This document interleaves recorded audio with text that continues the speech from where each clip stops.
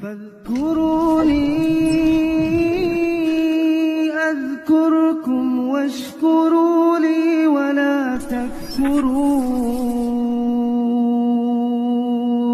Ya, maka poin pertama ingat, karena lelaki adalah pemimpin bagi wanita. Kenapa? Tadi karena Allah memang Allah lebih kan. Kemudian yang kedua karena mereka menafkahkan sebagian dari harta mereka. Nah, di sini letak harga diri, Pak. Di sini letak poin daripada kepemimpinan itu. Seringkali di luar kita lihat terjadi. Kenapa banyak suami itu nggak dihargai oleh istri? Kenapa?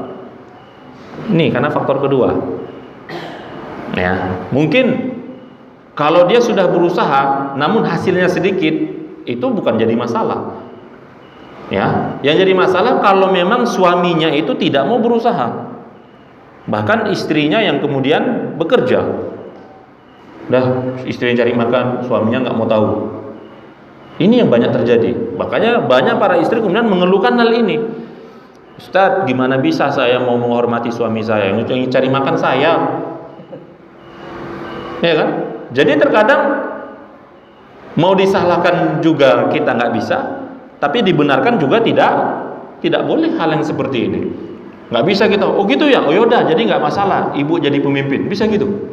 Karena ibu cari makan, udah ibu pemimpinnya, bisa? Nggak bisa. Ini harus diperbaiki. Nah, tapi kalau memang suaminya sudah berusaha meskipun hasilnya sedikit, tapi kalau dia betul-betul yakin dia adalah pemimpin, maka dia akan bisa pegang kendali, Bapak Ibu. Saya pernah baca kisah nyata. Ada seorang suami, penghasilannya itu sebulan 600.000. Sebulan 600.000. Jualan apa dia? Jualan roti. Roti keliling. Naik becak jualan roti keliling. Keot. Ternyata istrinya dapat istri memang tamatan S3. Bekerja sebagai asisten manajer di sebuah perusahaan. Yang gajinya itu 1 bulan 7 atau 8 juta. Asisten manajer. Suaminya sebulan aja nggak sampai 1 juta. Ini istrinya 7 sampai 8 juta. Coba Pak bayangkan kalau antum di posisi itu gimana kira-kira? Wah, itu kalau nggak betul-betul mengerti ini ayat ini, itu bisa minder luar biasa itu. Mau dicucuk hidung sama istrinya.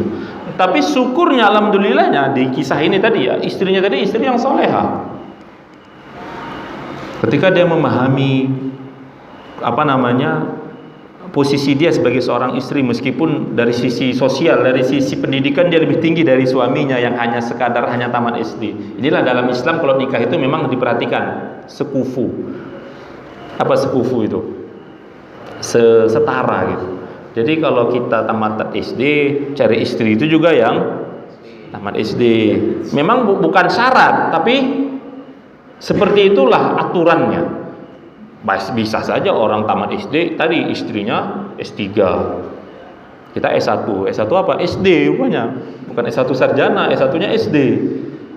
Ada juga suaminya SD, istrinya SMA, ya kan? Jadi sekufu.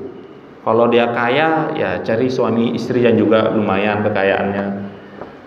Ya meskipun ini tidak menjadi syarat mutlak. Banyak kasus, banyak di lapangan tidak berimbang, tapi suaminya pandai, artinya bisa mengatur kepemimpinan dalam rumah tangganya. Jadi meskipun dia gajinya kecil, penghasilan kecil, tapi dia megang kendali. Nah, ini akan jadi rusak kalau yang megang kendali istri. Kenapa? Karena istri merasa gajinya lebih banyak, pendidikannya lebih tinggi. Makanya harus berimbang. Jadi kalau suami nggak berimbang dengan istri, nanti akan cekcok. Kalau nggak sekufu tadi. Nah, apa yang terjadi? Perempuan tadi, istrinya tadi, selama ini dia sama suaminya itu dia hormat, dia nggak meremehkan suaminya, gitu loh. Dia nggak pernah meremehkan suaminya, nggak pernah mentang-mentang gaji dia lebih tinggi, dia asisten manajer, suaminya hanya tukang jual roti keliling. Dia nggak kemudian sewenang-wenang sama suaminya, yang macam-macam ya. Gajimu itu untuk make upku aja nggak cukup, mungkin gitulah ya kan. Buru-buru untuk makan, untuk make up nggak cukup. Tapi dia nggak seperti itu. Dia hormati betul suaminya, walaupun penghasilan 600.000, dia tetap menafkahi istrinya. Ini nafkahnya. Ya sama istri terima dengan baik, bagus. Cuman karena kemudian suami istrinya tadi melihat pandangan orang kepada suaminya remeh, terkhusus dari keluarga besarnya. Keluarga besar siapa? Istri.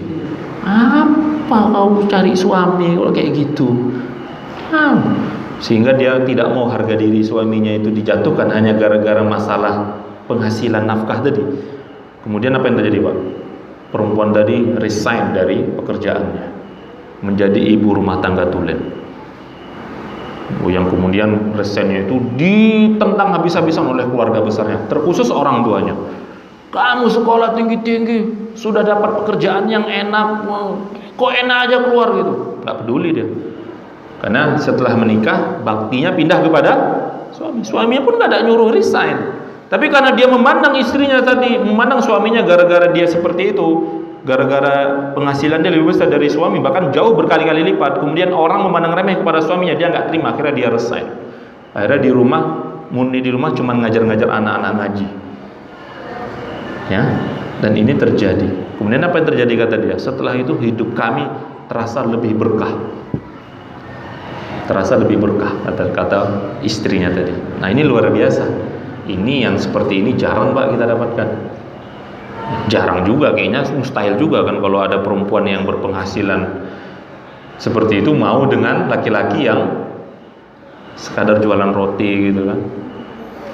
Nah, perempuan yang penghasilannya, ya ibarat kita hari ini, makanya lucu kalau orang biasa nikah sama artis.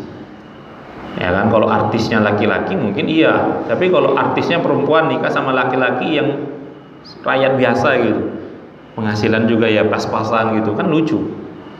Ya, nah tapi itu kadang terjadi. Namun apa? Ingat, kepemimpinan tetap di tangan laki-laki.